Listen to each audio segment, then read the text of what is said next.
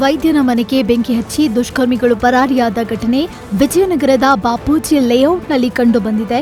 2 ಬೈಕ್ನಲ್ಲಿ ಬಂದ ದುಷ್ಕರ್ಮಿಗಳು ಡಾಕ್ಟರ್ ಗಂಗಾಧರ್ ಮನೆ ಗೇಟ್ಗೆ ಪೆಟ್ರೋಲ್ ಸುರಿದು ಬೆಂಕಿ ಹಚ್ಚಿ ಪರಾರಿಯಾಗಿದ್ದಾರೆ. ಸ್ಥಳದಲ್ಲಿದ್ದ ವಾಚ್ಮ್ಯಾನ್ ಕೈಗಳಿಗೆ ಗಾಯವಾಗಿದ್ದು, ಮನೆ ಬಳಿ ನಿಂತಿದ್ದ ಕಾರಿಗೂ ಬೆಂಕಿ ತಗುಲಿದೆ.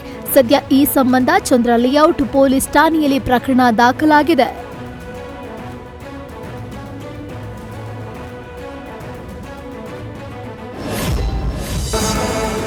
ಪಿಕಪ್ ಪಾಯಿಂಟ್ನಲ್ಲಿ ಬಸ್ ನಿಲ್ಲಿಸದೆ ಖಾಸಗಿ ಬಸ್ ಚಾಲಕ ಮಹಿಳೆಯ ವಿರುದ್ಧವೇ ಆಕ್ರೋಶ ವ್ಯಕ್ತಪಡಿಸಿದ್ದಾನೆ. ಓರ್ವ ಮಹಿಳೆ ಬೆಂಗಳೂರಿನಿಂದ ತಮಿಳುನಾಡಿಗೆ ಖಾಸಗಿ ಆಪ್ನಲ್ಲಿ ಬಸ್ ಟಿಕೆಟ್ ಬುಕ್ ಮಾಡಿದ್ರು. ಆದರೆ ಬಾಲಾಜಿ ಬಸ್ ಪಿಕಪ್ ಪಾಯಿಂಟ್ನಲ್ಲಿ ಚಾಲಕ ಬಸ್ ನಿಲ್ಲಿಸಲಿಲ್ಲ. ಇದರಿಂದ ಮಹಿಳೆ ಸುಮಾರು 8 ಕಿಲೋಮೀಟರ್ ಚೇಸ್ ಮಾಡಿ ಬಸ್ ಹತ್ತಿದ್ದಾರೆ. ಇದೇ ವಿಚಾರಕ್ಕೆ ಇಬ್ಬರ ಮಧ್ಯೆ ಮಾತಿನ ಚಕಮಕಿ ನಡೆದಿದೆ.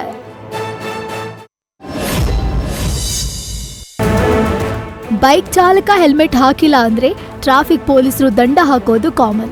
ಆದರೆ ಬೆಂಗಳೂರಿನಲ್ಲಿ ಕಾರು ಚಾಲಕ ಹೆಲ್ಮೆಟ್ ಹಾಕಿಲ್ಲ ಅಂತ ದಂಡ ಹಾಕಿರುವ ವಿಚಿತ್ರ ಘಟನೆ ಕಂಡುಬಂದಿದೆ.